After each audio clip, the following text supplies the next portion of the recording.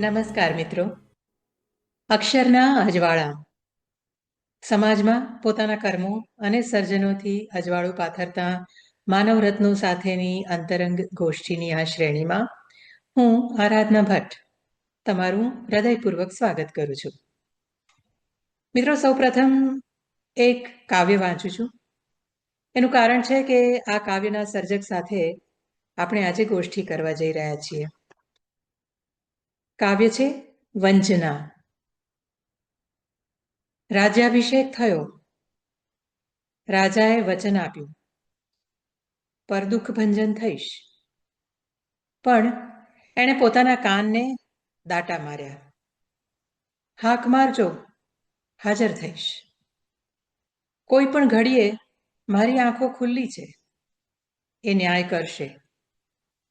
પછી એ આંખે ઉલાળા માંડ્યા. હસાવી રમાડી એણે રૈયતની જીભ ઉઘરાવી લીધી. ઠેકાણે કરી વિના વિલંબે ચાલ્યા આવજો. દ્વાર ખુલ્લા છે. રાવ કરવા ઘંટ વગાડજો. મહેલની વાટમાં અડધી રાતે કાંટાળી વાડ કરી. અણિયાળા ખીલા રોપ્યા. રાજ્યાભિષેક પછી રાજા હસતો બંધ થયો. પોતાનું હૈયું હળવું કરવા અડધી રૈયત રમૂજે ચડી, અડધી હિબકે ચડી. આ કાવ્ય પંક્તિઓ છે ગ્રામ ચેતનાના સશક્ત કવિ, સામાજિક પ્રતિબદ્ધતા સાથે સર્જન કરતા કાનજી પટેલ. કાનજી પટેલનો જન્મ લુણાવાડા તાલુકાના ઉકેડી ગામમાં 1952માં. આમ તો જન્મ પછી એમણે સંસ્કૃત અને અંગ્રેજીમાં BA અને MAની પદવીઓ મેળવી અને પછી અધ્યાપન કર્યું. ત્યારબાદ તેજગઢ આદિવાસી યુનિવર્સિટીના તેઓ નિયામક રહ્યા. એમણે ભારે જહેમતથી તૈયાર કરેલું આદિવાસી કવિતાનું અનુદિત સંપાદન તાજેતરમાં જ પ્રગટ થયું છે અને ખૂબ ચર્ચામાં છે. એ ભગીરથ કાર્ય બદલ કવિને અભિનંદન આપીને આજની આ ગોષ્ઠીમાં આવકાર આપું છું. એમના જીવન વિશે, એમના કર્તૃત્વ વિશે એમની પાસેથી જ સાંભળીએ. કાનજીભાઈ, આજના આપણા સંવાદમાં તમારું હૃદયપૂર્વક સ્વાગત કરું છું. નમસ્કાર, કેમ છો? નમસ્કાર, આપનો ખૂબ આભાર આ કાર્યક્રમ ગોઠવવામાં.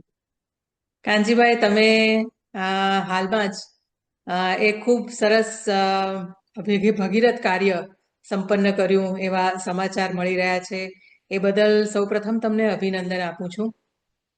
અનુત્તરિત લોગ હિન્દીમાં અને અંગ્રેજીમાં એન અનઆન્સર્ડ પીપલ, ઉત્તર દક્ષિણ પૂર્વ પશ્ચિમના આદિવાસી લોકોના કાવ્યોનો હિન્દી અને અંગ્રેજીમાં અનુદિત સંગ્રહ, લગભગ એન્સાયક્લોપીડિયા કહેવાય એ પ્રકારનું કામ તમે કર્યું છે. એમાં મને લાગે છે કે 100 અનુવાદકો, 400 કવિઓ અને 1200 પાનાનો દળદાર આ ગ્રંથ તૈયાર થયો છે. આપણે એના વિશે સૌપ્રથમ વાત કરીએ. આ કામ કરવાની તમને પ્રેરણા ક્યાંથી મળી? એ કામ કરવાની પ્રક્રિયા કેવી રહી? અને એ કામ કરતા પડકારો નડ્યા હોય તો આ બધા વિશે અમને પહેલા વાત કરો. આદિવાસી જગત અને એના સાહિત્ય, તેની સંસ્કૃતિ વિશે બહુ શરૂઆતથી એટલે 1990ની આસપાસથી વધારે સભાન થયો.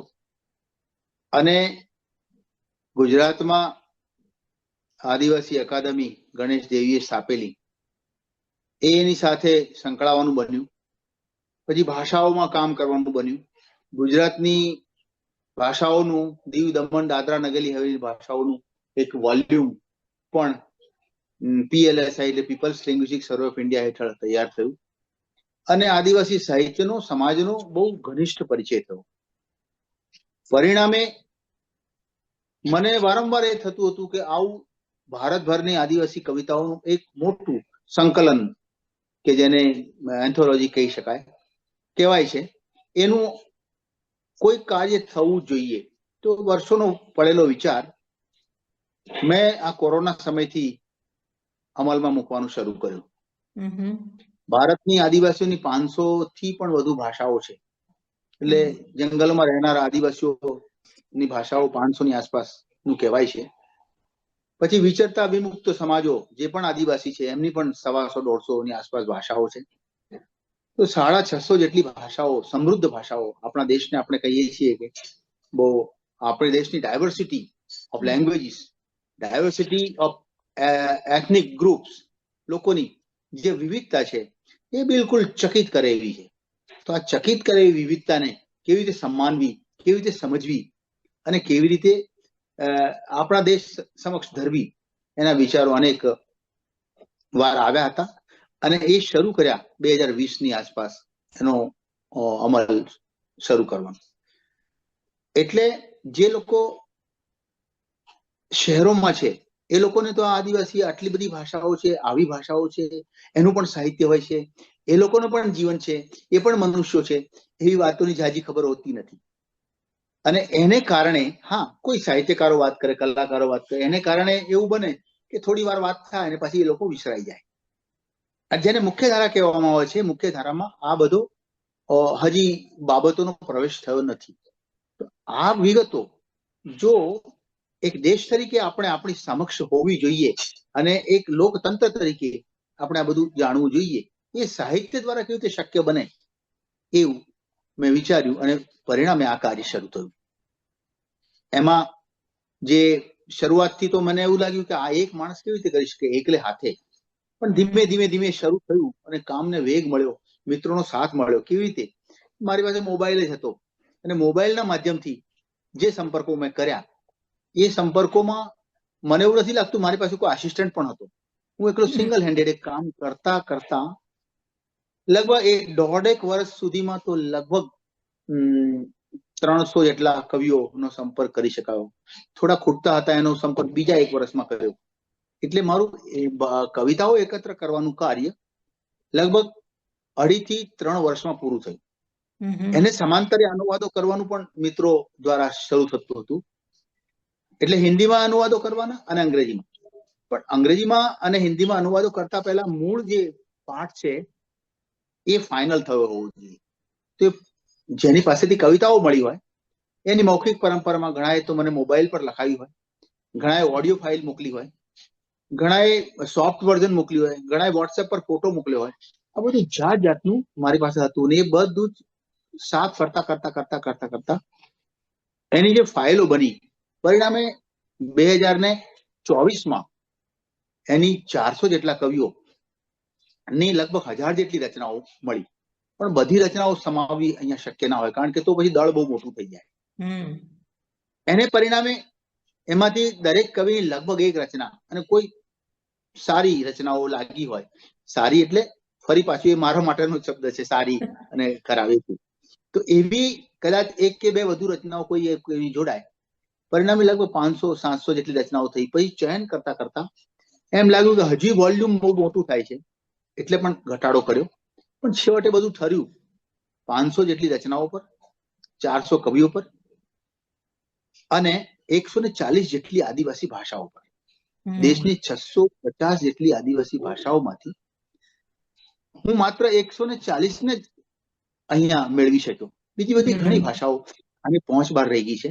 આ કાર્ય પ્રારંભિક છે, એટલે બધા ઘણા નવા વ્યક્તિઓ, મિત્રો, શોધકો, કાવ્ય રસિકો, દેશના પ્રેમીઓ આ બધામાં જશે અને બધું લઈ આવશે.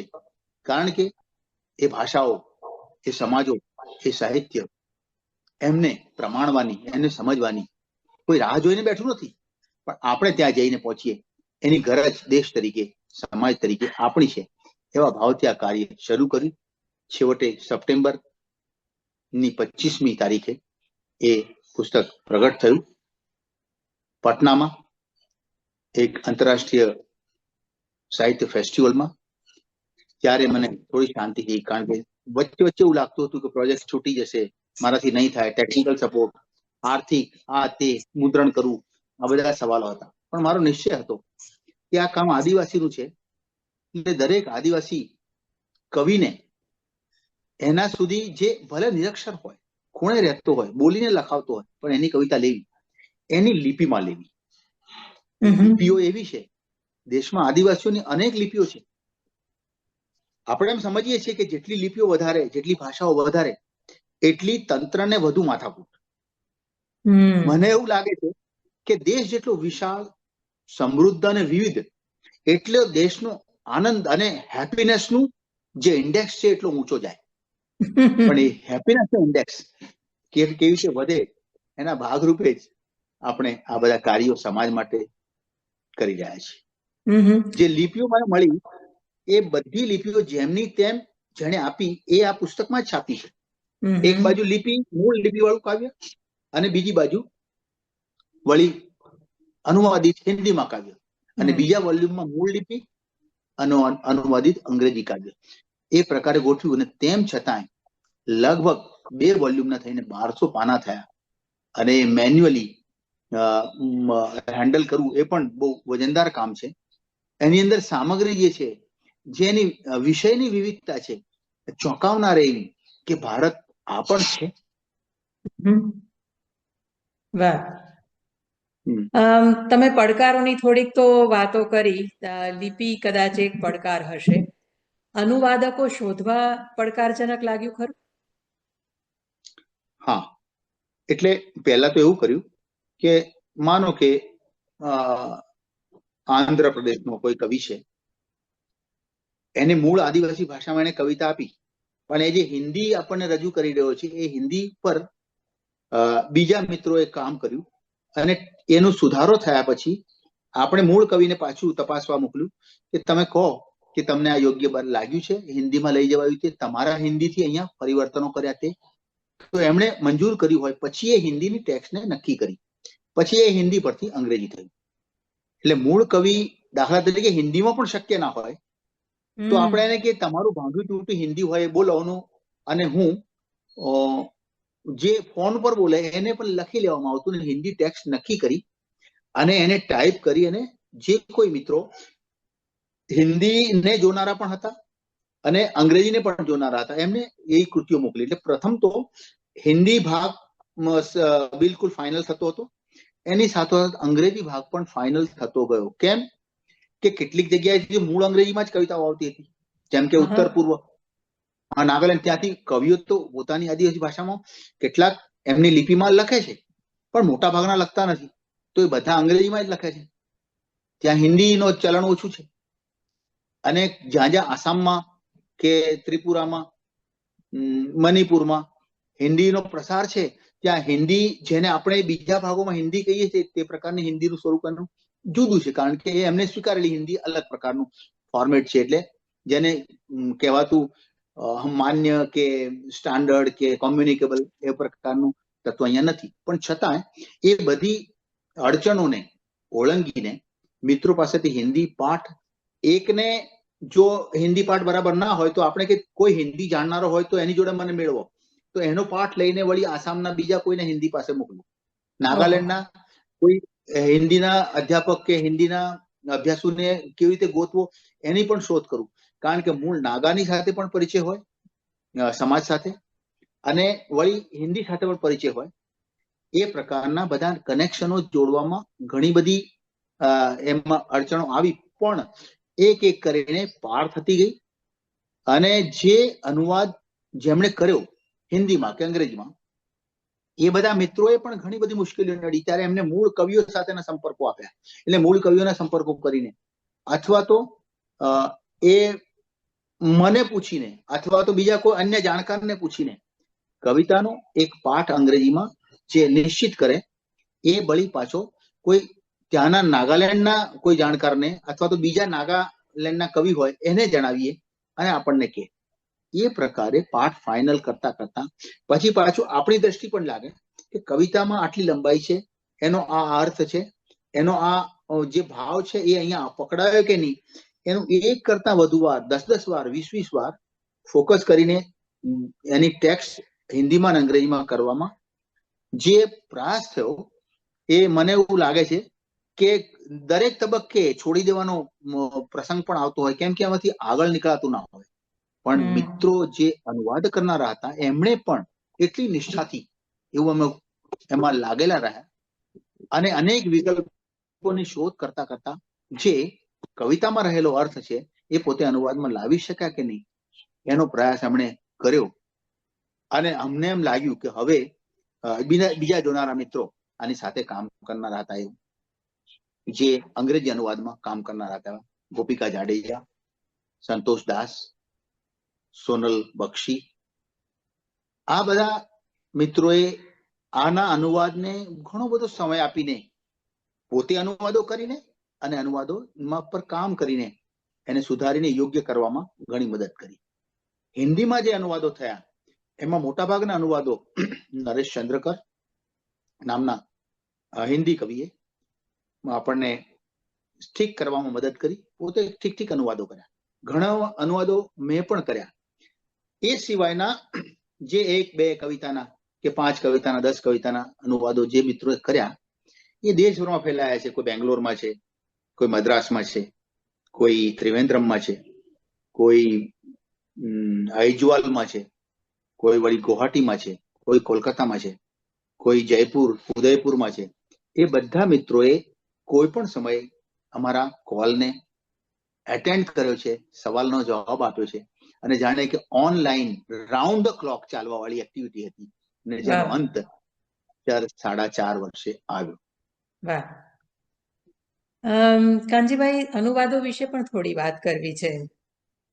ગદ્યના અનુવાદો એક બાબત છે, પદ્યના અનુવાદો બીજી બાબત છે. તેમાં વળી તમે તો લોકબોલીના કાવ્યોને અંગ્રેજી અને હિન્દીમાં અનુવાદો કરાવ્યા. ભાષાના અર્થો કદાચ પહોંચે પણ ભાષાનો લય, પ્રાસાનુપ્રાસ અને એના જે સૂક્ષ્મ ભાવો છે એ કોઈ પણ પદ્યને બીજી ભાષામાં મૂકવું, અને ખાસ કરીને જ્યારે ભાષા બીજી સંસ્કૃતિની હોય જેમ કે અંગ્રેજી, ત્યારે એ આખું કામ ખૂબ મુશ્કેલ બનતું હોય છે. આ વિશે મારે તમારા વિચારો જાણવા છે, તમારો અનુભવ પણ શું છે એ પણ જાણવું છે, કારણ કે તમારા પોતાના ગુજરાતી કાવ્યોના પણ અન્ય ભાષાઓમાં અનુવાદો થયા છે. અનુવાદ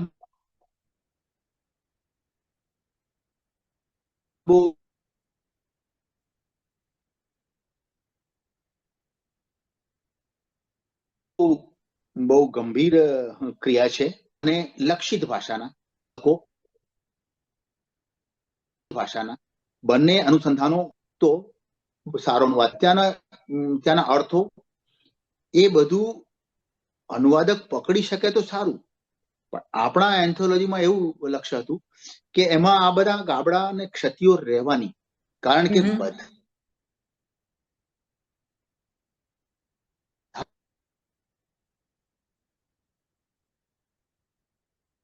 આ જ પ્રકારના નિષ્ણાતો કોઈ ઈચ્છેલું હોય અને અનુવાદ હિન્દીમાં મળ્યા, એનું અંગ્રેજીમાં કરવાનું હતું, તો અનુવાદ કરવાનું હતું. એટલે આપણે એક અર્થવિતા જાળવવાનો પૂરો પ્રયાસ કર્યો છે, પણ કામ અનુવાદનું કરી લેવું. આદિવાસી કવિતાને એક જગ્યાએ મૂકવી, જેને કારણે અભ્યાસુઓ, વાચકો, સાહિત્ય રસિકો અને દેશભરના લોકો આ સમાજને અને સાહિત્યને જાણે, એક પ્રેશરને કારણે આપણે એમાં કામ ચલાવ એવા ગુણને ચાલવા દીધો. એટલે ફંક્શનલ ટ્રાન્સલેશનો ઘણા હશે, કોઈ જગ્યાએ એરર પણ થયા હશે, જેમાં એટલે એ જે કોઈ ક્ષતિઓ થઈ હોય એની આગોતરી મારી સ્વીકારની તૈયારી છે. હું આગોતરી રીતે સ્વીકારું છું પરંતુ આ સમય, આ કાર્ય ને એક કામચલાઉપણાના તત્વથી ડ્રાઈવ થયું છે, એમાં કોઈ શંકા નથી. એટલે ગુણવત્તા હંમેશા જેવા કોઈ એકદમ શિસ્ત, સ્ટાન્ડર્ડ અને બિલકુલ રિજિડ અર્થમાં, એટલે એક અર્થમાં જેને અનુવાદો આદર્શ અનુવાદો કહેવામાં આવે, એવા અનુવાદો કરવાનો પ્રયાસ અહીંયા કોઈ જોવા જાય તો એવું ઓછું મળશે એને. એટલે એનું કારણ એ છે કે અનેક ભાષાઓ, એમાં આપણે કોઈ અનુવાદકોને કોઈ એમાં તપાસીને અનુવાદકો લેવાયા નથી. જે અનુવાદકો આવ્યા, જેમણે પોતાની સેવાઓ આમાં બિલકુલ અમૂલ્ય રીતે આપ ઓફર કરી, એ બધી જ સેવાઓને કારણે એમની જાણકારી ને બધું હોવા છતાં પણ એવું બને કે પેલી ભાષાને જાણવાની એમની ક્ષમતા વાયા હિન્દી ઓછી હોય, અથવા વાયા ઇંગ્લિશ જો હિન્દી થતું હોય તો પણ ઓછી પડે. ઇંગ્લિશમાંથી હિન્દી, હિન્દીમાંથી ઇંગ્લિશ. સમજો કે ગુજરાતનો આદિવાસી કવિ છે, એ પોતાની ભાષામાં લખશે ખરો, પણ લિપિ એની ગુજરાતી છે, એ કોકણા ભાષાના, એ ગુજરાતી માધ્યમથી આપણા ગુજરાતીમાંથી ઇંગ્લિશ અનુવાદ કરનારાને સમજાવે, એને પૂછી લે ટેલિફોન પર, અથવા તો મારા માધ્યમથી પૂછી લે, અને પર્ટિક્યુલર આઈડેન્ટિફાઈ કરેલા શબ્દોને એ એમાં અનુવાદમાં ઉતારે. એ જે કોઈ જગ્યાએ સવાલો હતા, એ આપણા જે સાથી મિત્રોએ સવાલો તારવ્યા, એ સવાલોનું નિરાકરણ એ રીતે કરતા હતા, જેમાં સાંસ્કૃતિક, ભાવાત્મક, લયાત્મક સવાલો ઉભા થતા હતા. અને એવું લાગતું હતું કે આ પ્રશ્નને આ રીતે સુલઝાવવો જોઈએ. તો એ બધું સુલઝાવવાનો પ્રયત્ન કર્યો છે. છતાંય કામની સ્પીડ, કામનું જે નેચર છે, એ બધું જોતા કાંઈક ને કાંઈક રહી ગયું હોવાની પૂરી સંભાવનાઓ છે. પણ એ સુધારીશું આગામી આવૃત્તિઓમાં આપણે. અને જે માનો કે ગુજરાતીમાંથી ઇંગ્લિશમાં અનુવાદ કરતા હોય તો એની એક પરંપરા છે આખી. પણ આદિવાસી ભાષાઓમાંથી ઇંગ્લિશમાં, આદિવાસી ભાષાઓમાંથી હિન્દીમાં કરવાની કોઈ પરંપરા નથી. એના માટે કોઈ કલ્ચર સેટ થયેલું નથી. અને માણસો પણ નવા છે. જેમ કે એ કાર્ય કરવામાં હું પણ નવો, અને મારા સાથીઓ જે મિત્રો સહાય કરતા હતા એ પણ નવા, અને કવિઓ પોતે કવિતા મોકલવા માટે પણ નવા. એટલે આખું બધું આ નેટવર્ક જે જાળું બન્યું, એ જાળું એ આદિવાસી કવિતાના અનુવાદને એક પ્રકારનું બળ આપશે, ગતિ આપશે, એ એમાં મૂળ આશય છે. બરાબર.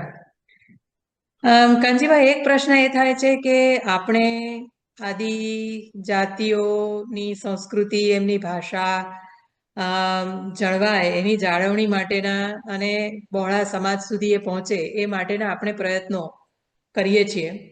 તો સામે પક્ષે એમને, એટલે કે તળમાં વસતી આદિજાતિઓને શહેરી થવું છે. એવું નથી લાગતું કે એ લોકો પોતાની સંસ્કૃતિ, એમના રીત રિવાજો, એમના મેળાઓ, એમના તહેવારો, એ બધું પાછળ મૂકીને આજે શહેરીકરણ થઈ રહ્યું છે, એને કારણે શહેરમાં વસવા માંગે છે અને શહેરી સંસ્કૃતિને અપનાવી રહ્યા છે.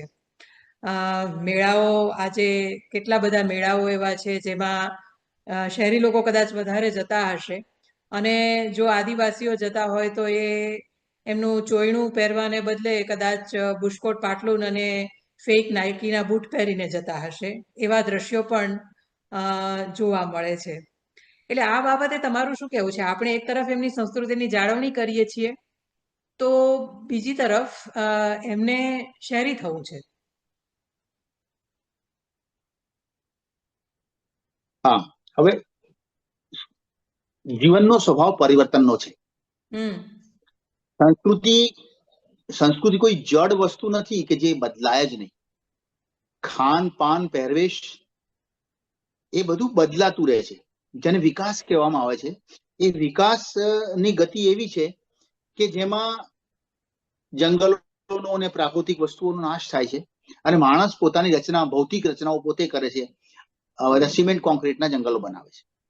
એટલે પ્રકૃતિની સામે જેને સંસ્કૃતિ કહેવાય છે, એ સંસ્કૃતિ પોતે જ પ્રકૃતિનો નાશ કર્યા પછી પેદા થતી હોય છે, આપણે જોયું છે. એટલે મનુષ્યનો સ્વભાવ, માણસનું જે જીવન છે એ પરિવર્તનશીલ છે. એટલે આદિવાસીનું જીવન પણ પરિવર્તન થાય, એ સ્વાભાવિક છે. હવે આપણે કહીએ છીએ કે આદિવાસીઓની ભાષાઓની જાળવણી કરવી.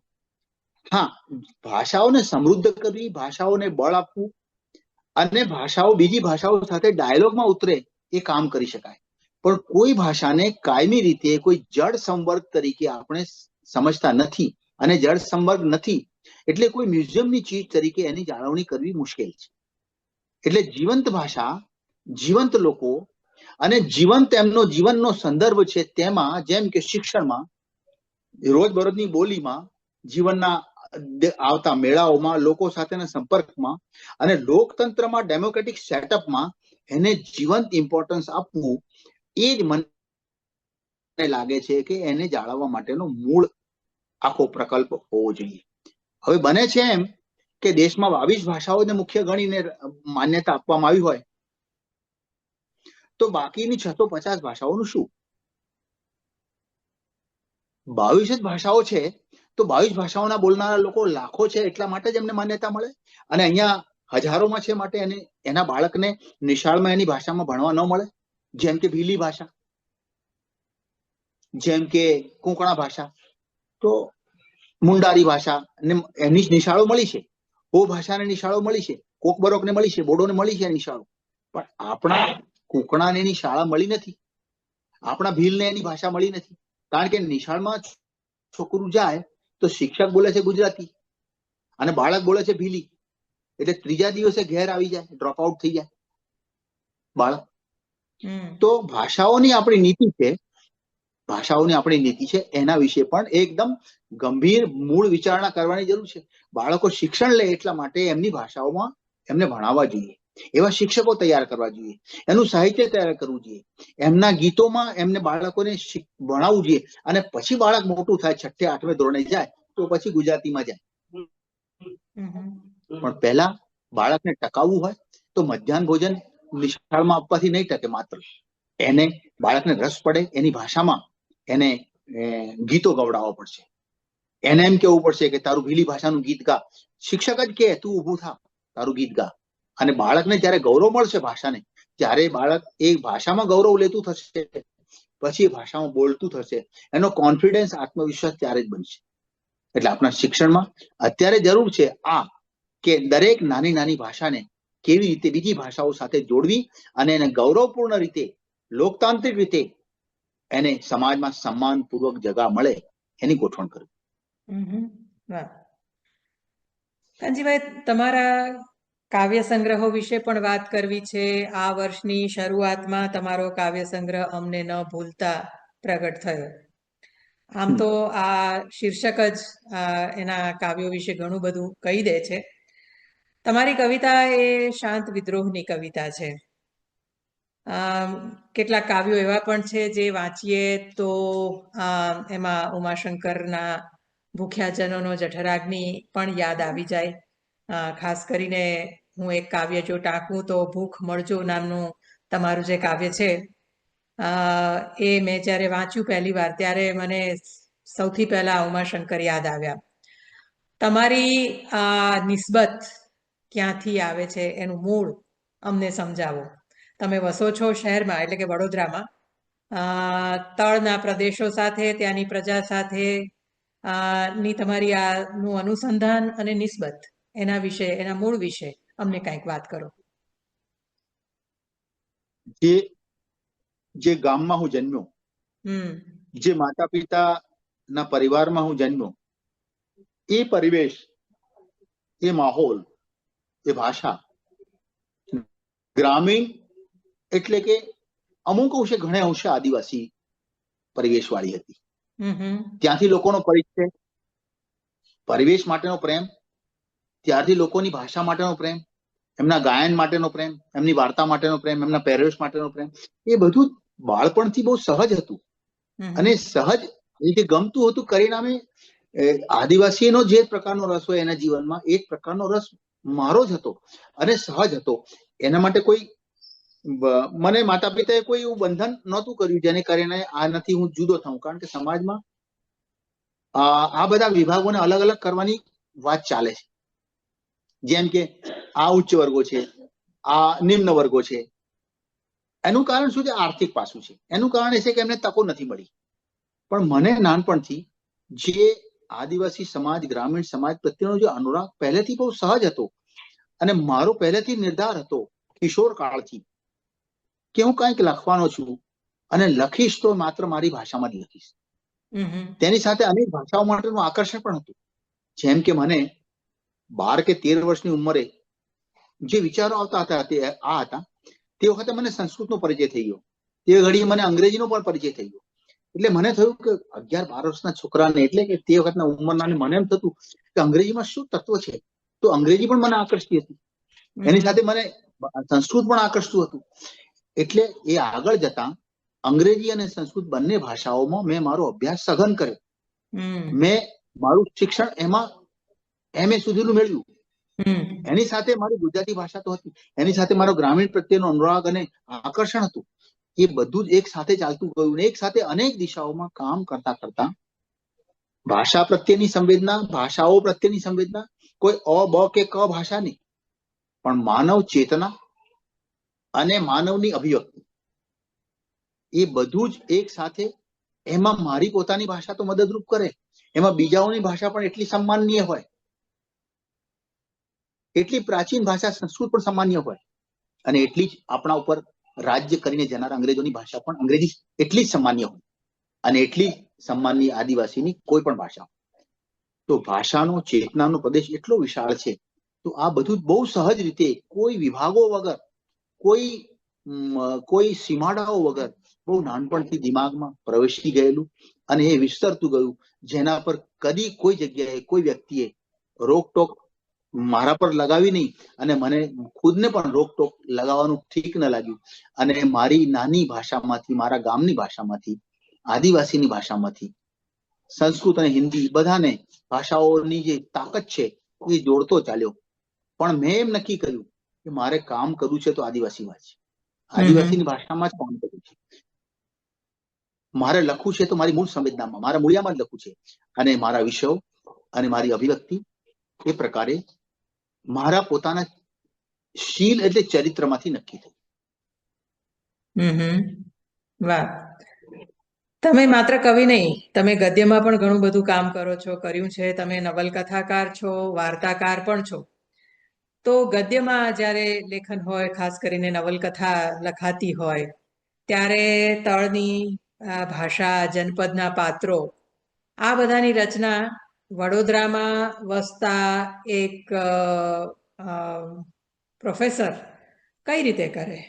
તમારું અનુસંધાન એમની સાથે શહેરમાં વસતા વસતા જનપદ સાથેનું અનુસંધાન કેવી રીતે જળવાયેલું રહે છે? આ પાત્રોની, આ સંવાદોની રચના કેવી રીતે થાય ગદ્યમાં? જ્યારે નવલકથા કે વાર્તા લખતા હો ત્યારે પાત્રો ક્યાંથી મળે, એ ભાષા ક્યાંથી મળે? વડોદરામાં તો છેલ્લા 10 વર્ષથી હું ગયો, પણ એ પહેલા એકદમ નાના ગામ લુણાવાડામાં હતો, અને એ પહેલા એનાથી એકદમ નાના ગામ વતનના ગામ ઉકેડીમાં હતું. એટલે છેલ્લા 10 વર્ષથી હું વડોદરામાં ગયો. એટલે વડોદરામાં કહેવાય ખરું, પણ વડોદરામાં ખાલી ઓકેઝનલી જઈએ. હું તો મોટા ભાગે મારા ગામમાં લોકમાં એટલે વડોદરામાં હોઈએ તો પણ પાછા આખો દિવસ તો લોકમાં જઈએ, અને પાછા સાંજ પડે શહેરમાં આવીએ. તો આજે એવું નથી કે સતત મનમાં એક પ્રકારનું અનુસંધાન હોય, જે લગ્ની હોય, એ લગ્નીને કારણે માણસ મેટ્રોપોલિટન સિટીમાં રહેતો હોય કે અમેરિકામાં રહેતો હોય, પણ એ લગ્ની હોય એ ચિત્તથી જ્યાં સંકળાયેલો હોય ત્યાં જ બધું કાર્ય ચાલતું. તો એ પ્રકારે મારું અનુસંધાન બહુ તીવ્ર, સઘન અને મજબૂત રહ્યું છે. ક્યારે મેં અહીંયા હોઉં કે બહાર હોઉં કે ગમે ત્યાં જઉં, પણ અનુસંધાન આ ભૂમિ સાથે સતત રહ્યું છે, ખાલી શરીર ફરતું હોય એટલું. તમે સર્જનની સાથે સંપાદન પણ કરો છો. તમે ગદ્ય પર્વનું સંપાદન કર્યું, તમે વહીનું સંપાદન કર્યું. સંપાદનના અનુભવો અને સંપાદનની કળા વિશે પણ કંઈક વાત કરો. તમે બાઉલ ગીતો, કંઠોપકંઠ આવતી કાવ્ય પરંપરા, એ વગેરે પણ આમાં આવરી લીધેલા. તમે પેલો ગદ્યનો અને કથાનો પ્રશ્ન કર્યો, એનો જવાબ મારે આપવાનો થોડો બાકી રહી ગયો. જરૂર. એ હમણાં આપી દઉં કે હા, ચોક્કસ વાત કરો. મેં જે પહેલી કથા લખી એ એકદમ લોક બોલીમાં, અને ત્યારે શરૂઆતના ગુજરાતી ભાષાના ઘણા બધા વાચકો અને સાહિત્યકારોએ પણ ઘણા નાકનું ટીચકું ચડી ગયું અને કે આ શું વળી ભીલી આદિવાસી ગામડિયું લખી રહ્યો છે. અને મારી નવલકથા નું મથાળું પણ એકદમ દેશી ગામડિયું. એટલે હું ભણેલો અંગ્રેજી અને સંસ્કૃત, તેમ છતાં મેં નક્કી કર્યું કે મારા દેશીમાં જ લખવું, ગ્રામીણમાં જ લખવું અને પંચમાલી ભીલી ભાષામાં જ લખવું. તો એ કરવાને કારણે ઘણાના ઠપકાનો, ઘણાના વાંધા બચકાનો ભોગ પણ બને, પણ ઘણા એ કૃતિને પ્રમાણી.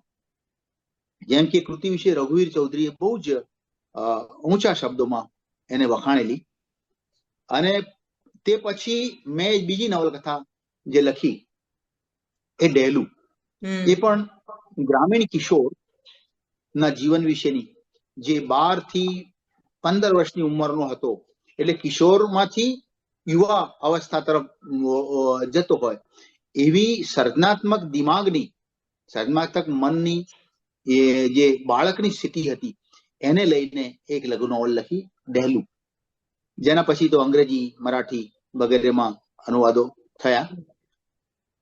એ સિવાય ત્રીજી નવલકથા મેં 2018માં લખી, ભીલની ભોંય, આદિવાસીના જીવન વિશે. ગુજરાતની પૂર્વ પટ્ટીમાં રહેતા આદિવાસીઓ, જે ડાંગ થી લઈ અને દાંતા, અંબાજી સુધી ના જે પટ્ટામાં આદિવાસી જે સમાજો રહે છે, એ બધા સમાજોને આવરી લેતી એક કૃતિ જે મેં લખેલી 2006માં, પણ પછી એ પૂરી થઈ શકી નહોતી. એટલે વળી એનું પુનર્લેખન કરીને મેં 2018માં ભીલની ભોયના નામથી એ પ્રગટ થઈ. આ 3 લઘુ નવલો, કોતરની ધાર પર, ડેલું અને ભીલની ભોંય, એ સિવાય વાર્તાઓ વિચરતી જાતિના સમાજો વિશે મારો જે બાલ્યકાળથી લઈને પછીનો જે સમસ્ત અનુભવ રહ્યો, એક કર્મશીલ તરીકેનો અનુભવ રહ્યો એમને રોજબરોજના જીવનમાં. કારણ કે મારા ગામમાં રહેતો હું, તો બહાર નીકળતા હોઈએ તો આ જ સમાજો મળે, આ જ ભાઈઓ મળે, એમની જોડે ઇન્ટરેક્શન કરવાનું, એમના સુખ દુઃખ જાણવાનો, એમની સમસ્યાઓ સાથે વાત કરવાની, એ બધું એવું દાયકાઓ સુધી ચાલી રહ્યું હતું. એમાંથી એક વાર્તા સંગ્રહ બન્યો જેનું નામ ડેરો. એટલે એ લોકો ડેરામાં રહે, કેમ્પમાં રહે, અને એવો સમાજ છે, મદારી, નટ, બજાણિયા, ચામઠા, આ બધા જે અનેક સમાજો છે એના વિશેની અમારી વાર્તાઓ ડેરો સંગ્રહમાં લીધેલી છે. એટલે મેં જે જોયું, જે જાણ્યું, જેનો પ્રત્યક્ષ અનુભવ હતો, જે ભાષામાં મને લાગતું હતું કે જેમાં મને જુસ્સો આવે છે લખવાનો, એ જ ભાષા મેં પસંદ કરી અને એવા જ સમાજ વિશે મેં લખવાનું પસંદ કર્યું. આ કવિતા માટે સાચી વાત છે, એટલી મારી કથા અને ગદ્ય માટે છે સાચી. હવે આપણે સંપાદન તરફ જઈએ. હા, 1988માં અમારા મિત્ર ભરત નાયકે ગદ્ય પર્વ નામનું સામયિક મુંબઈથી શરૂ કર્યું. તેના પ્રારંભમાં એમણે એક જે વાતો કરી, એ વાત મારી સાથે મળતી આવતી હતી, કેમ કે હું ગામડાનો જ હતો. અને એમણે કીધું કે ભારતનું અને ગુજરાતનું જે ગામડું છે એ હજી આપણા સાહિત્યમાં આવ્યું નથી. ગાંધીના સમયમાં થોડુંક આવ્યું, કારણ કે ગ્રામ સ્વરાજની વાતો બધી થતી હતી, આઝાદી આવી હતી, પણ શહેરીકરણનો જે પ્રવાહ હતો એ બહુ ઝડપી હતો. પરિણામે આપણી નજર પાછી ગામડા પરથી શહેર તરફ આવી. પહેલા ગામડા તરફ ગયા ગાંધીના કહેવાથી, ગાંધીના દેખી, પણ આપણે પછી ગામડું બહુ સદ્યું નહીં. આપણે પાછા ઉચ્ચ વર્ગોમાં, શહેરીમાં, વિકાસમાં ફસાયેલા રહ્યા. ત્યારે 88માં શરૂ થયેલું ગદ્ય પર્વ વળી પાછું ગામડા તરફ લઈ જવાનું બન્યું. અને ગદ્ય પર્વ સામયિકનું સંપાદન મેં લગભગ 1993માં હાથ પર લીધું ભરત નાયક પાસેથી. ત્યારે મેં પહેલા જ એ કામ કર્યું કે આદિવાસીની મૌખિક પરંપરા, આદિવાસીની વર્તમાન સર્જનાત્મક જો કોઈ કૃતિઓ હોય તો એ મેળવવી, અને એનો વિશેષાંક 1993માં પહેલો અંક કર્યો. એ અંકને આવકાર પણ મળ્યો, એનો વાંધો વિરોધ પણ થયો, અને ઘણા એમ પણ કહ્યું કે આ મારી ગુજરાતી ભાષાનું નથી, એટલા માટે ગદ્ય પર્વનું લવાજમ મારું પાછું આપો મને, કારણ કે હું તો ગુજરાતી માટે લવાજમ ભર્યું અને તમે તો આદિવાસીનું પીરસો છો. પણ ગુજરાતમાં જ આદિવાસી વસે છે, ગુજરાતની આદિવાસી ભાષાનું ગુજરાતીમાં પાછો અનુવાદ પણ જોડે આપ્યો હોય. પણ આવા સમાજો પ્રત્યે આપણા મનમાં રહેલી જે એક અલગપણાની અને સુગની ભાવના છે તે સાહિત્યકારમાં પણ હોય છે એવું મેં સતત જોયું છે. એટલે ચોખલિયાપણું જેને કહેવાય એ પણ અહીંયા અનુભવ થયો.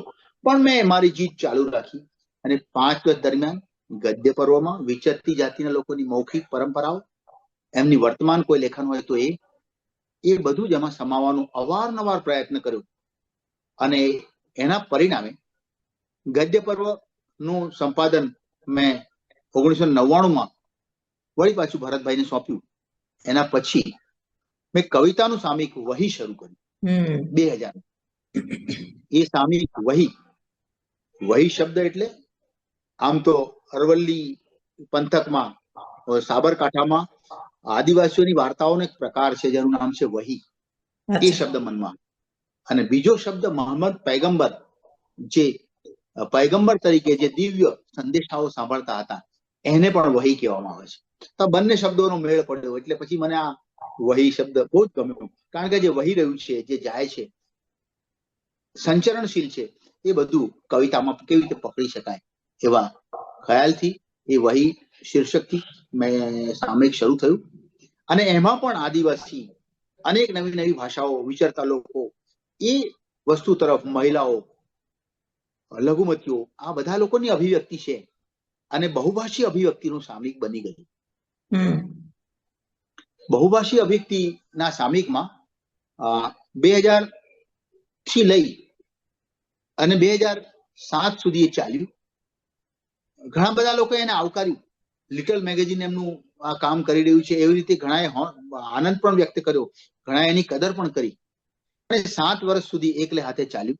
એમાં 7 મદદ કરનારા જે મિત્રો હતા સંપાદનમાં, એમાં ફારૂક શાહ નામના, જે વળી લોકોની સૌરાષ્ટ્રની પરંપરાઓને પણ એમાં લઈ આવ્યા. પીર ફકીર ઓલિયા થી લઈ અને નાના નાના માણસો, ભરવાડ, આ તે બધાઓની પરંપરાઓ પણ એ લઈને આવ્યા. એટલે આદિવાસી તો આમાં હતો જ, પણ નવી નવી ભાષાઓ, નવી નવી અભિવ્યક્તિઓ, મૌખિક પરંપરાની તાકાત શું છે એ 7 વર્ષ દરમિયાન અમે પોતાની જાત માટે, અભ્યાસ માટે અને સાહિત્યના અભ્યાસો માટે રજૂ કરી. એ પછી પાછું બંધ પડ્યું. 2007માં બંધ પડ્યું અને 2014ની આસપાસ, 2014માં આ સામયિક વળી પુનઃ શરૂ કર્યું. રૂપાલી બર્ક, આપણા ગુજરાતી ભાષાના અભ્યાસુ અને અંગ્રેજીના અધ્યાપક, ગુજરાતીમાંથી અનુવાદ કરનારા એવા સાહિત્ય રસિક અને સાહિત્યના મર્મી એવા વ્યક્તિના સંપર્કને લીધે એમણે એમ કહ્યું કે આપણે આ વહીને ફરી શરૂ કરીએ તો અમે શરૂ કર્યું. અને 2014 થી લઈને 2021 સુધી આ સામયિક વળી એ દોરમાં ચાલ્યું. આ 2 દોરમાં, પહેલા દોરમાં ગુજરાતની મૌખિક પરંપરા, આદિવાસી અને વિચરતા લોકોની, અને પછી બીજા દોરમાં એમાં અંગ્રેજીમાં પણ અનુવાદો થાય, અંગ્રેજીમાંથી પણ ગુજરાતીમાં અનુવાદો થાય, એ પ્રકારનું બહુભાષી સ્વરૂપ એનું કરી નાખ્યું. પણ એના કેન્દ્રમાં આદિવાસી, મૌખિક પરંપરા અને વર્તમાન લિખિત પરંપરા. એની સાથે બીજા લોકો આવે પણ ખરા, પણ એ આના ધોરણો સાથે, એના વિચારો સાથે કાંઈક બંધ બેસતા હોય. કારણ કે એને એક પ્રકારનું વૈચારિક અને સંવેદનશીલ એવું સ્વરૂપ આપવાના પ્રયાસ રૂપે એ બીજો તબક્કો 7 વર્ષ ચાલ્યો. પછી એમ લાગતા કે આ કામને જેટલો અવકાશ હતો, જેટલું કામ કરી શકાયું, અને પછી એ કામ પણ મૂક્યું. એના પછી મેં આ કાર્ય આદિવાસી કવિતાઓનું એન્થોલોજીનું આરંભ્યું. મારું પોતાનું લખવાનું હતું, જે ઘણા સમયથી સામાજિક કાર્ય કરતા કરતા વિચારો આવતા હતા, પણ લખવાનો અવકાશ વગેરે ઓછું મળતું અથવા તો વિસરી જવાતું. એને માટે મેં 5 વર્ષ લીધા અને 2020-21 થી લઈ અને 2025 સુધી મારા પોતાના અંગત લેખન તરફ ફોકસ કર્યું. જેમાં આગળ જતા હમણાં કીધું એમ કે અમને ના ભૂલતા કાવ્ય સંગ્રહ આવ્યો, અને એમાં મારા આગળના 4 કાવ્ય સંગ્રહો સાથેનું એક ભરપૂર અનુસંધાન છે. જે લોકો કહે છે કે અમને ના ભૂલતા, અમે પણ છીએ. હમ જેમ કોઈ આંદોલન ચાલતું હોય, અમે પણ છીએ, અમને પણ જુઓ, અમે પણ બેઠા છીએ તમારી સામે, નજરઅંદાજ ના કરો. તો જે પાત્રો છે, જે ભાવો છે, જે લોકો છે, જે ભાષાઓ છે, જે આપણું ધ્યાન ખેંચે છે, એવા પ્રદેશોને સતત હું એડ્રેસ તો કરતો જ આવ્યો હતો, એમાં લખાતું હતું, અને આમાં પણ એ જ કવિતાઓ છે. એના પછી એક બીજું મારા વિચારોનું, મારા લખાણોનું એક પુસ્તક નવું આવ્યું, જેનું નામ છે અવળી ઘંટી. કદાચ આપની જાણમાં હોય કે ન હોય, પણ હમણાં ગયા 15 દિવસ પહેલા આવ્યું. અને એમાં આદિવાસી સાહિત્ય, મૌખિક પરંપરાનું, આદિવાસી સંસ્કૃતિ, આદિવાસી રીત રિવાજ, આદિવાસી જે કશું પણ આદિવાસીને લગતું છે, વૈચારિક રીતે, ભાવાત્મક રીતે, અને એક જાતિ સમાજની દૃષ્ટિએ લોકતંત્રની સાથે એમને શું જોડાણ છે કે નથી, શું છે, એ બધા વિચારો, સમગ્ર વિચારો કરતા, રાજનીતિ પણ આવે એમાં, આ બધા વિચારો કરતા કરતા જે મેં લખ્યું એ અવળી ઘંટીમાં ગ્રંથસ્થ છે. આદિવાસીની સર્જકતા શું છે, કેટલાક પુસ્તકોના અવલોકનો કર્યા, એ પણ એમાં સમાવિષ્ટ છે.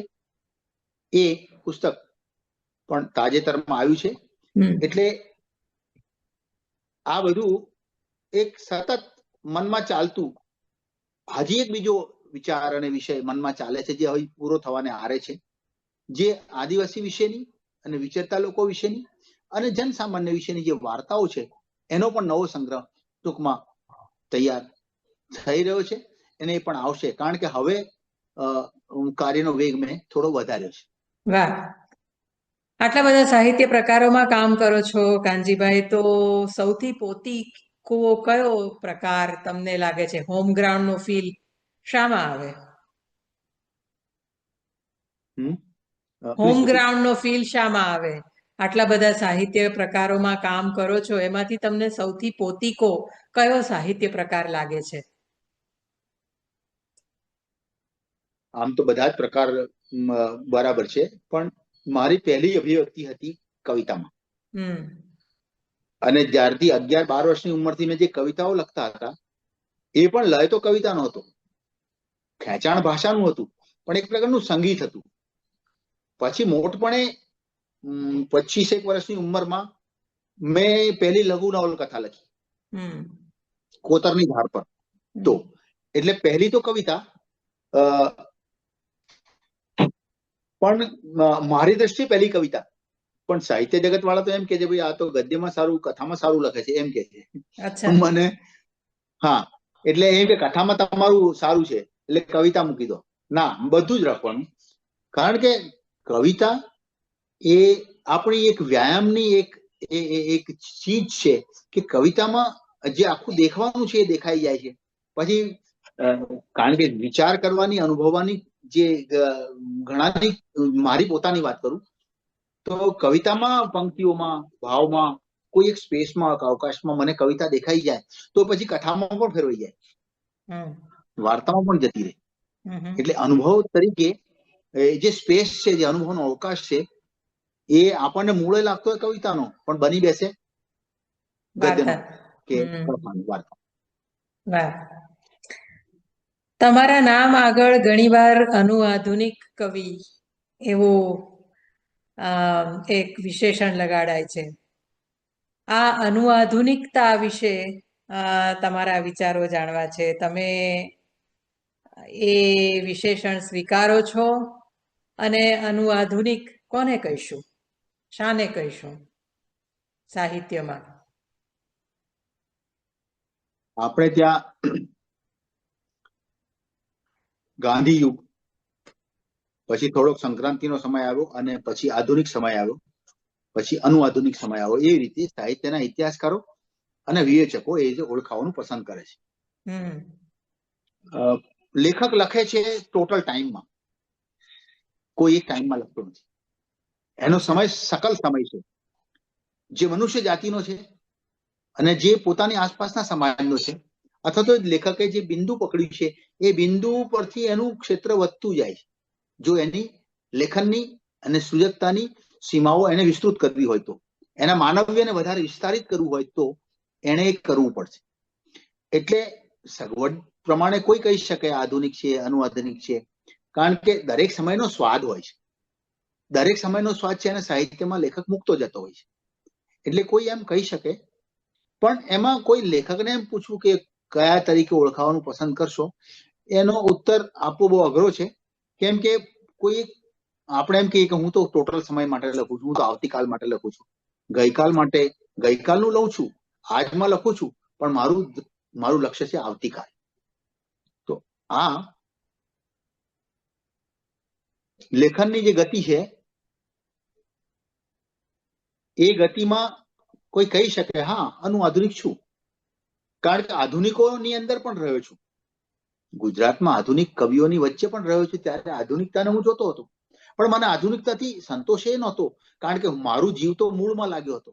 તમે કહો છો મૂળમાં જીવ લાગ્યો હતો, એટલે આધુનિક વાળાઓ તો સંસ્કૃતિનો નકાર કરતા હતા, આધુનિક વાળાઓ તો લોકોનો પણ નકાર કરતા હતા, આધુનિક વાળાઓ તો એબ્સર્ડિઝમની જ વાતો કરતા હતા.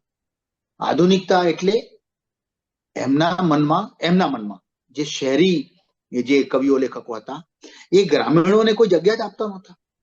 એમાં પન્નાલાલ નો સ્વીકાર નહોતો, એમાં રઘુવીરની સામે પ્રતિવાદ હતો, એમાં કોઈ બીજો એક દાખલા તરીકે હું જે લખતો હતો કોતરની ધાર પર લખાયું ત્યારે 75 લખ્યું, ત્યારે કેટલાક લોકો એવું કહેતા હતા કે તો ગામને પાદર ધૂળિયો ડમર ચડ્યો છે, છાણ ગંધાય છે. આવું કહેનારા બહુ મસ્ત મોટા વિવેચકો હતા. એટલે લેખકનો આત્મવિશ્વાસ તોડવાનું કામ આધુનિકતાએ કર્યું હતું. અને એની સામે મેં જવાબ રૂપે જ મેં મૂળિયાની જ વાત કરી, અને પછી કોઈ એને અનુઆધુનિક તરીકે ઓળખાવે, કોઈ બીજા પરિષ્કૃતિ તરીકે પણ ઓળખાવે, જે ઓળખાવે તે. પણ અનુઆધુનિકતાનું લક્ષણ એ પણ રહ્યું છે કે મૂળિયા તરફ પાછું. આધુનિકતામાં જે ખોઈ બેઠા, કે ખોયેલી વસ્તુને ફરી સર્ચ કરવી, એ આધુનિકતાનું લક્ષણ છે. સોરી, એ અનુઆધુનિકનું લક્ષણ છે. એટલે આધુનિકતામાં જે ખોઈ બેઠા, જે નકાર કર્યો, જે આપણે પ્યોરલી શુદ્ધ સાહિત્ય, પ્યોર લિટરેચર, પણ લિટરેચર કદી પ્યોર હોઈ શકે નહીં. લિટરેચર તો સમાજમાંથી આવે છે, એટલે સમાજનો રંગ એને લાગે, સમાજનું વજન એને ઉઠાવવું જ પડે, સમાજના સુખ દુઃખ એને લેવા જ પડે. સાહિત્ય માત્ર ભાષાકીય પ્રવૃત્તિ નથી, ભાષામાંથી કંતાતું સાહિત્ય, ભાષામાંથી જ સ્પિન થતું સાહિત્ય, એ ઘણું ગુજરાતે જોયું છે. ભાષામાંથી જ કાંતવામાં આવે, ભાષામાંથી ભાષા, પણ ભાષાનું મૂળ છે જીવન. તમારે વળી વળીને જીવનમાં જ જવું પડે. વાહ કાનજીભાઈ, તમે અનેક સાહિત્યિક સાંસ્કૃતિક પ્રવાસો દેશ વિદેશના કર્યા છે. આવા પ્રવાસોની તમને ઉપલબ્ધિ એક સાહિત્યકાર તરીકે અને એક અંગતપણે શું ઉપલબ્ધિ લાગી? અનેક અનુભવો પણ હશે. આંતરરાષ્ટ્રીય અને રાષ્ટ્રીય સંમેલનોમાં તમે વક્તવ્યો આપ્યા છે. આ બધા અનુભવો વિશે પણ થોડીક વાત કરો. જે સમાજ વિશે વાત કરવી છે, જેના સાહિત્ય વિશે વાત કરવી છે, એનું તત્વ શું છે, એનું સત્વ શું છે, એની તાકાત શું છે, અને એ હાસ્યામાં કેમ ધકેલી દેવામાં આવ્યું છે, અને એ ન હોવું જોઈએ હાસ્યામાં, એને પણ એટલો અવકાશ હોવો જોઈએ. એ બધી વાતો મુખ્યત્વે આવે, અને જે શ્રોતાઓને બહુ ગમે, એને બહુ પ્રમાણે, બહુ સારું છે, આ સારું છે, સારું છે એમ કહે. મુખ્ય ધારાનું બીમારી આ છે કે મુખ્ય ધારામાંના થોડાક જ લોકો આ વિશે સહાનુભૂતિ ધરાવે છે, હાસ્ય વિશે. મુખ્ય ધારાના આપણે સમજીએ 1/2% લોકો. હા, એ જયારે ભાષણ સાંભળે ત્યારે એમને બહુ મજા આવે કે આદિવાસીનું ક્ષેત્ર તો બહુ રોમેન્ટિક છે. પણ આદિવાસીનું ક્ષેત્ર એટલું રોમેન્ટિક નથી. જંગલ જેટલું રોમેન્ટિક છે, આદિવાસીનું જીવન, એનું ખાન પાન જેટલું રોમેન્ટિક તમને લાગે છે, તમે જયારે જીવો ત્યારે એના સુખ છે, તો એની સાથે ભરપૂર દુઃખ પણ છે. કારણ કે આ દુનિયાની દોડ સાથે એક થવું છે, પણ એને કેવી રીતે કરવું એ દુનિયાને ખબર નથી, તંત્રને ખબર નથી કે એની સાથે કેવી રીતે ડાયલોગ કરવો, ધોરણો ગોઠવવા અને એનો ન્યાય કરવો, એનો અનુભવ આદિવાસીને હજી સુધી થયો નથી. આ વાત તમે કરો તો તુરત જ લોકોને એમ લાગે કે આ વાત પોલિટિકલ છે, અને પોલિટિક્સ એ દરેક વસ્તુનું નિર્ણાયક ક્ષેત્ર છે આજના સમયમાં. જો રાજનીતિ સર્વ ક્ષેત્રોનું નિર્ણય કરતી હોય, જેમ કે રાજનીતિ જો સાહિત્યને નક્કી કરતી હોય તો એ પણ બરાબર નથી. કારણ કે સાહિત્ય તો માનવની મૂળ અભિવ્યક્તિ છે, જે દર્પણ લઈને સમાજને ઇવન રાજનીતિના ક્ષેત્રમાં પણ બતાવે છે. રાજનીતિ વિશેનું પણ સાહિત્ય હોઈ શકે છે. તો રાજનીતિનો પાવર છે, કારણ કે એ ડ્રીવન થાય છે વિકાસથી, એ ડ્રીવન થાય છે જે લોકોની ઇન્ડસ્ટ્રીની દૃષ્ટિએ નક્કી થાય છે. એટલે બધાનું ધ્યાન આદિવાસીના ક્ષેત્ર પર આવે છે, જંગલ પર આવે છે, એના સંસાધનો પર આવે છે. જંગલને લઈ લેવું, પાણીને લઈ લેવું, ખનિજોને લઈ લેવી, આ બધું પોલિટિક્સમાંથી આવે છે. અને જે અગ્ર સમાજ છે તે પોલિટિક્સને ડ્રાઈવ કરે છે, ચલાવે છે. અગ્ર સમાજ પોલિટિક્સને જો ચલાવે છે તો પોલિટિક્સ એવું સેન્સિટિવલી ચાલવું જોઈએ જેને કારણે જે સમાજો હજી હાંસિયામાં છે, જે સમાજોએ હજી આપણી સાથે ડાયલોગ કર્યો નથી, જે સમાજોએ નેગોશિએટ કશું કર્યું નથી આપણી સાથે, આપણે એમને તક પણ નથી આપી, જેમને આપણે ગુનેગાર કયા છે, ચોર કયા છે, એવા બધા સમાજો જેમને આપણે એમ કહ્યા છે પછાત કયા છે, અનેક લેબલથી આપણે જોયા છે, જેમને હાસ્યો કયા છે. આ બધા શબ્દો અમુક અર્થે જોવા જઈએ તો ગાળ છે. તો આ જે ગાળથી નવાજાયેલા સમાજો ને સાથે સમ સ્તરે, એક સ્તરે લોકશાહીમાં જોવાનો પ્રયાસ ખાલી લીપ સર્વિસ રૂપે, ખાલી ઉપર ઉપરની શોભા દાખલ થઈ રહ્યો છે. આ પ્રયાસ થાય છે. એમ આપણે વાત કરીએ છીએ તો જે કોઈ સાહિત્યના અથવા તો સમાજશાસ્ત્રના અથવા તો કવિતા જે આમાંથી પેદા થાય છે એવાને લગતા, વાર્તા આમાંથી પેદા થાય છે એવા સાહિત્યને લગતા જો કોઈ વાર્તાલાપો થાય, વાતો થાય, તો એમાં તરત તો બધાને ચોંટે છે, પરંતુ આ બહુ લાંબા સમયની કામગીરી, પૂરેપૂરી લાઈફ ટાઈમ કામ માગે એવું આ ક્ષેત્ર છે. તો પૂરેપૂરું લાઈફ ટાઈમ કામ માગે એવું ક્ષેત્ર છે. એવું મને પ્રવાસ કરતા કરતા, લોકોને મળતા મળતા, દેશ અને પરદેશમાં જતા આ જ સમજાયું. જેમ કે સ્વીડનમાં આપણે ગયા તો ત્યાં પણ 1998 સાલનો અનુભવ છે, જેમાં ભારતમાંથી ઘણા લેખકો ગયા હતા. એમની સાથે જવાનો એ જે પ્રસંગ બન્યો એ દરમિયાન ત્યાં દેશ પણ ફરવાનું બન્યું. સ્વીડન ગ્રામીણ, જ્યાં આદિવાસી વસતા હતા એ પ્રદેશોને પણ જોવાનું બન્યું. પરંતુ ત્યાં માણસો પોતાની ભાષાને બહુ મહત્વ આપે છે. સ્વીડિશ, જેમ કે કોઈ જર્મન લોકો એમ કે છે કે તમે મને અંગ્રેજીમાં સવાલ પૂછો તો એ કે છે કે મારી જ ભાષામાં તમે મને સવાલ પૂછો તો જવાબ આપીશ, આઈ ડોન્ટ નો ઇંગ્લિશ, એમ કે છે. તો એવી રીતે સ્વીડિશ રાઇટરો એવા હતા જે પોતાની ભાષાઓ, અનેક ભાષાઓ હતી, એમાં લખતા હતા. પણ એ જે એ ભાષાઓનું જે વોકેબ્યુલરી હતી, જે શબ્દ ભંડોળ હતું, તે ઇવન જેને સ્ટાન્ડર્ડ સ્વીડિશ કહેવાય એની સાથે પણ મળતું ના. પણ એમની જીદ એવી હોય કે હું મારી ભાષામાંથી જ લખીશ. તો મને એ પણ સમજાયું તે ઘડીએ કે જુઓ, જેને પ્રગત દેશ કહે છે એવા પ્રગત સ્વીડિશ દેશ, જેમાં ટેકનોલોજી બહુ જ વિકસિત હતી, એમને પોતાના આઈટી ફિલ્ડને સ્વીડિશ ભાષામાં એટલું વિકસાવેલું જ છે તે સમયમાં મેં જોયું હતું. અને છતાંય ટેકનોલોજી આટલી પ્રગત હતી છતાં લેખકો તો આગ્રહ કરતા હતા કે મારી પોતાની ભાષા, મારા શબ્દોમાં લખવું. તો એવા જ લેખકો હટ કરીને તપશ્ચર્યા કરી રહ્યા છે. કેમ? તો કે સત્યની શોધ એમને પોતાની ભાષામાં, પોતાના જીવનના અનુભવમાં કરતા હતા. આ વાતનો તાળો મને ત્યાં જઈને પણ મળતો હતો. અહીંયાથી પહેલેથી અનુભૂતિ હતી, પણ આપણે જેમ જેમ ફરીએ તેમ તેમ આપણી વાતને વધુ મક્કમતાથી કોઈ સ્વીકારતું હોય એવું લાગે. તો આપણને એમ લાગે કે આપણે જે વસ્તુને વળગ્યા છીએ બિલકુલ યુનિવર્સલી ખરી વાત છે. વાહ. તમને કેટલાક પુરસ્કારો પણ એનાયત થયા છે. આવા પુરસ્કારો જ્યારે મળે રાષ્ટ્રીય કે રાજ્યના, ત્યારે કેવો ભાવ જાગે તમારા જીવનમાં, તમારા કર્તૃત્વમાં? આવા પુરસ્કારો, આવા સન્માનો નું સ્થાન શું છે? પુરસ્કારો જ્યારે શરૂઆતમાં લખ્યું, પહેલા જ પુસ્તક જે કોતરની ધાર પર લખી, એને પણ કલકત્તાનો નવરોઝ નામનો પુરસ્કાર મળ્યો હતો. એ ત્યારે આનંદ થયો હતો કે મેં મારી ભાષામાં લખી, મારી ગ્રામીણ ભીલી ભાષામાં લખી, તો પણ જો આ કૃતિ કલકત્તા ગઈ અને કોઈ એને વાંચી અને કહ્યું કે બહુ સારું છે, તો આપણને સારું લાગે છે. આગળ જતા કથા એવોર્ડ, મારી પોતાની મધપુડા નામની વાર્તા માટે કથા ઓર્ગેનાઇઝેશન દિલ્હીનું છે, એમણે આપ્યો ત્યારે પણ આનંદ થયો હતો. ગુજરાતી સાહિત્ય પરિષદના 2 કવિતાને લગતા અને નવલકથાને લગતો ઉમાશંકર જોશીનો ના નામથી સાબરકાંઠાના આચાર્ય સંઘનો જે પુરસ્કાર હતો એ પણ મળ્યો હતો. તો આનંદ થાય છે. પણ આપણને આગળ કામ કરવું કેવી રીતે, આ વસ્તુને વધારે કેવી રીતે દીપાવવી, આ વસ્તુમાં ઊંડા કેવી રીતે જવું અને સમાજ સાથેની નિસ્બત આપણને વધારે કેવી સઘન કરવી, આપણી જવાબદારીનું કેવી રીતે નિભાવ વધવું, લેખક તરીકેની જવાબદારીનો વધુ નિભાવ કેવી રીતે કરવો, એ હર પળે આવા પ્રસંગોએ લાગ્યું છે. એનાથી વિશેષ નહીં.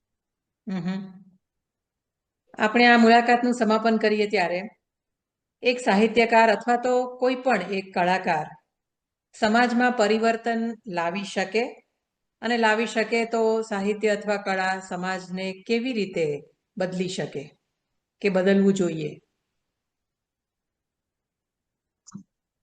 જેને આધુનિકીકરણ કે ખાનગીકરણ કે વૈશ્વિકરણ, માણસ ટેકનોલોજીમાં જઈ રહ્યો છે અને હવે કૃત્રિમ બુદ્ધિ માણસનો કબજો લઈ રહી છે, એવા બધા પડકારોની વચમાં સમાજ શું છે એ સમાજની વ્યાખ્યા પણ બદલાઈ રહી છે. કારણ કે પહેલો સમાજ એ જળ સંવર્ગ હતો, કારણ કે લેન્ડલોક્ડ હતો. હવે સ્થળાંતરણ, માઇગ્રેશન ઝડપી બન્યું, કારણે હવે ઝડપી બન્યું એને કારણે માણસ એક સાથે ગ્લોબલાઇઝ છે, એક સાથે લોકલાઇઝ છે. તો ગ્લોબલ અને લોકલ ના તત્વોને જોડવાનું કામ સાહિત્યને માથે આવી પડ્યું છે. અને એવી કલમ, એવા વિષયો અને એવી ભાષામાં એને લખવું જોઈશે, એવી તાકાતથી લખવું જોઈશે કે જેને કારણે સાહિત્ય સમાજમાં પ્રસ્તુત બની રહે, રેલેવન્ટ બની રહે. હવે સમાજ પરિવર્તનનું કામ તો પહેલા જયારે સાક્ષરતા નવી નવી આવી ત્યારે અક્ષર બહુ અસર કરતો હતો, પણ સાક્ષરતાને હવે વર્ષો થઈ ગયા છે એટલે સાક્ષરતાની એટલી અસર સમાજ પર રહી નથી. કારણ કે આપણે વાંચેલું તરત ભૂલી જઈએ છીએ, લખેલા તો વાંચવા માંગતા જ નથી, અને સાક્ષર નિરક્ષરોની સંખ્યા વધતી જાય છે. તો અને આપણી ભાષાઓ, આપણી પોતાની ભાષામાં સાક્ષરતા જે છે એ બીજી ભાષાઓની સાક્ષરતા સાથે જોડવી પડે છે. હવે નેટ સાક્ષરતા બહુ મોટી વસ્તુ બની ગઈ છે. કમ્પ્યુટર સાક્ષરતા, કમ્પ્યુટરમાં સાક્ષર હોય એ જ સાક્ષર ગણાય. કમ્પ્યુટરમાં અનેક ભાષાઓ છે તે, કારણ કે આપણી જે બોલવાની ભાષા છે હવે બોલવાનું ઘટતું જાય છે, કારણ માણસ તો મોટા ભાગનો સમય સ્ક્રીન ઉપર જાય છે. સ્ક્રીન ઉપર સમય જતો હોય એટલે વાણી આપણી ઘટી રહી છે, શ્રિંક થાય છે. ધ સ્પીચની જે સ્પેસ છે એ શ્રિંક થાય છે. હવે વિઝ્યુઅલ જે લિપિ છે એ લિપિ આપણા માટે જ જાણે કે એક પ્રકારની લિંગ્વા ફ્રાન્કા બનતી રહી છે.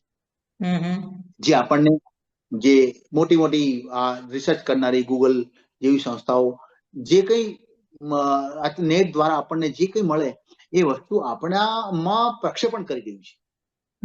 તો આ જે પ્રક્ષેપ છે એ પ્રક્ષેપને કેવી રીતે હેન્ડલ કરવો એ લેખકની બહુ મોટી ચેલેન્જ રહેશે એવું મને દેખાય છે. પરિવર્તન કરનારા, દાખલા તરીકે રૂસોનું એક પુસ્તક સોશિયલ કોન્ટ્રાક્ટ,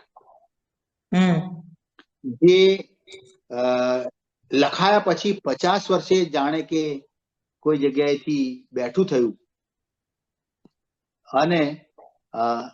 અને ફ્રેન્ચ રિવોલ્યુશન,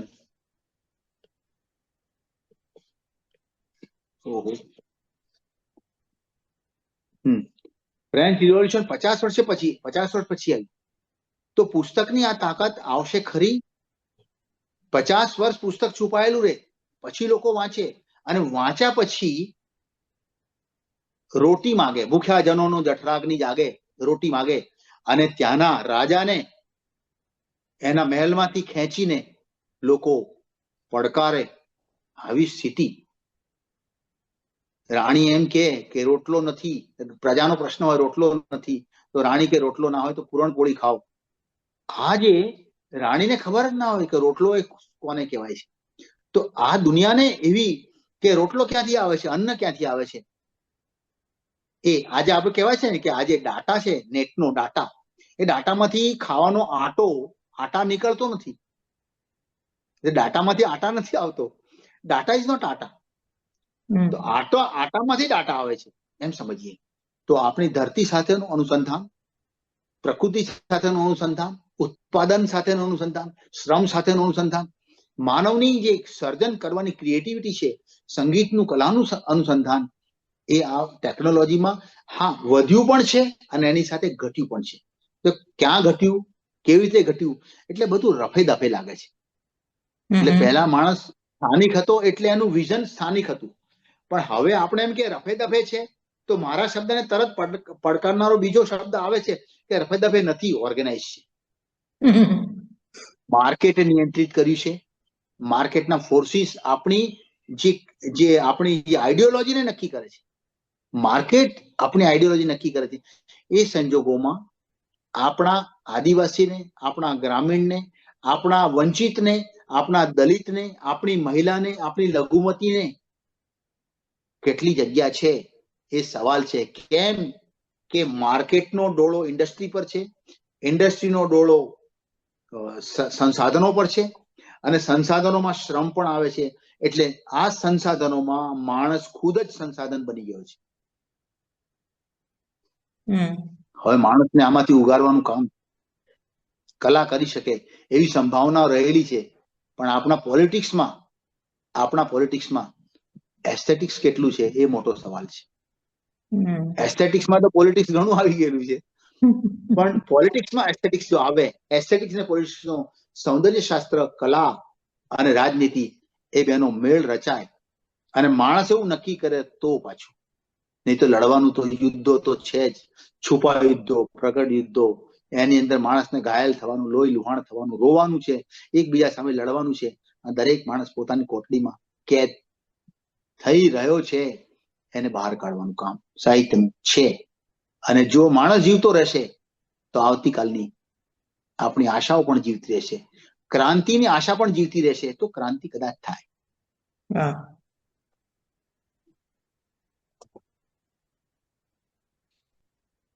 કાનજીભાઈ, આજે તમે જે વાર્તાલાપ કર્યો એ માટે તમારો ખૂબ ખૂબ આભાર માનું છું. આજના આપણા સંવાદને હું સાર્થક સમજુ છું.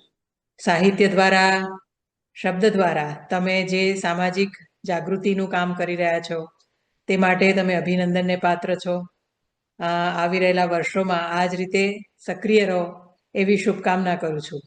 આજે સમય કાઢ્યો અને વાર્તાલાપ કર્યો તે માટે ફરીથી અંતઃકરણપૂર્વક તમારો આભાર. નમસ્કાર અને આવજો.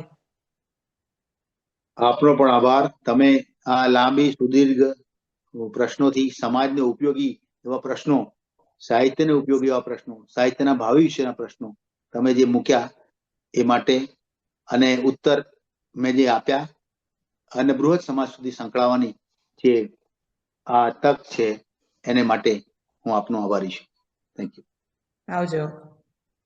આવજો.